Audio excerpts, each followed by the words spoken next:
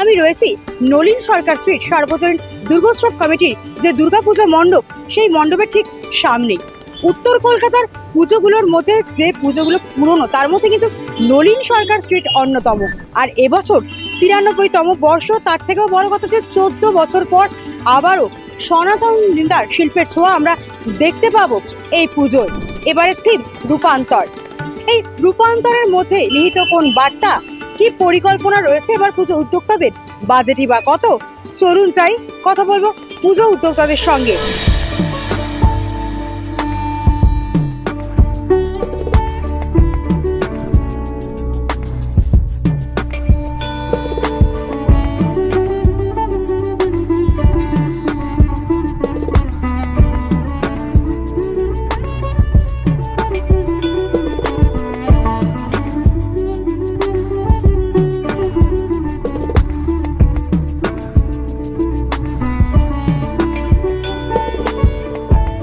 প্রচন্ড গরম, তার উপরে হাতে কিন্তু আর বেশি সময় নেই, সব কাজ শেষ করতে হবে। মাথায় কিন্তু একেবারে চিন্তার পাহাড়।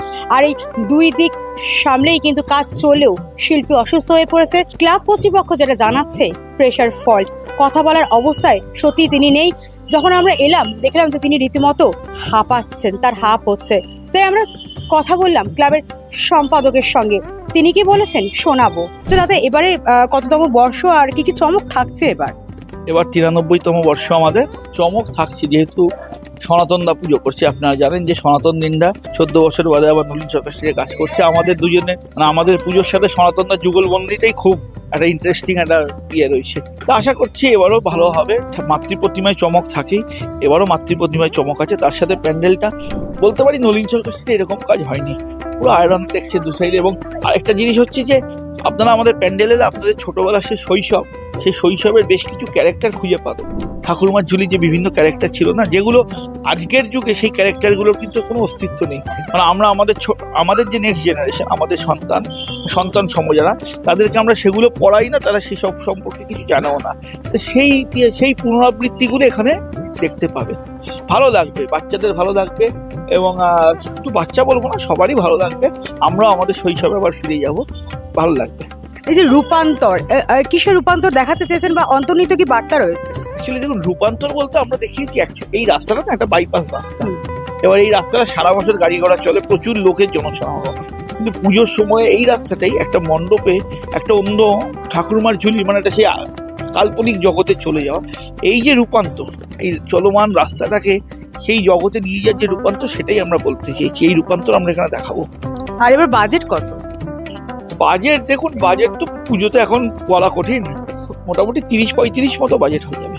আর এখন থিমের প্রতিযোগিতা দিন দিন বাড়ছে, যে কার প্রতিমা কেমন হবে। তো প্রতিমার মধ্যে বিশেষ কোনো সাজ বা কোনো আর্টিস্টিক মুড, এটার জন্য আপনাদের সকলকে, টুডে স্টোরির সকল দর্শককে আসতে হবে। এটা যদি বলে দিই তাহলে আর ভালো লাগবে না, এটার জন্য আসতে হবে। আর উত্তর কলকাতার পুরনো পুজোগুলোর মধ্যে নলিন সরকার একটা, সেখানে ভিড় নিয়ন্ত্রণের জন্য কি ব্যবস্থা থাকছে?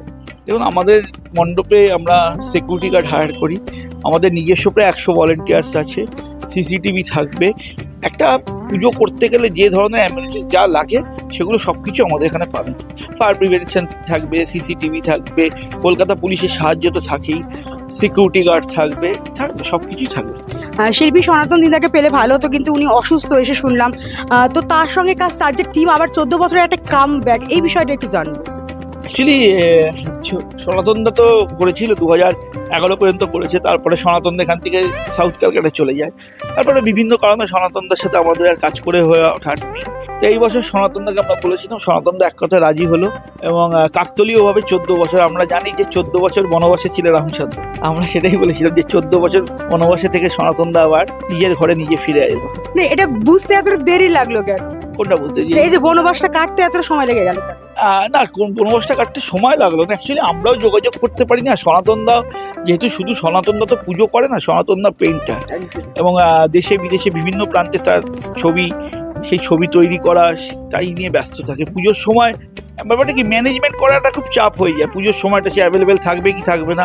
কোইন্সিডেন্টলি এবছর সে অ্যাভেলেবেল, এবং এবছর আমরা অফার দিয়েছি, একদম ব্যাপারটা মিলে গেছে। এবার বছর বছর বাধা পড়বে নলিন সরকার স্ট্রিটের সঙ্গে সনাতন দিনদা? সেটা ভবিষ্যৎ বলবে। উত্তর কলকাতা হোক বা দক্ষিণ কলকাতা, দুর্গাপুজো মানেই কিন্তু এখন থিমের টক্কর। কার প্রতিমা কতটা আর্টিস্টিক, আর আমার পিছনেই দেখতে পাচ্ছেন সেই মায়ের অবয়ব। এখানকার থিমের চমক নিয়ে তো বললেনই পুজো উদ্যোক্তা, তবে মায়ের মূর্তি কেমন হবে এখনই কিন্তু বলতে নারাজ, সেটা সাসপেন্সই থাক। আর যে প্রচন্ড পরিমাণ ভিড়টা হয় পুজোর সময়, সেটা সামলানোর জন্য কিন্তু ইতিমধ্যেই ব্যবস্থাপনা শুরু করে দিয়েছে পুজো উদ্যোক্তারা।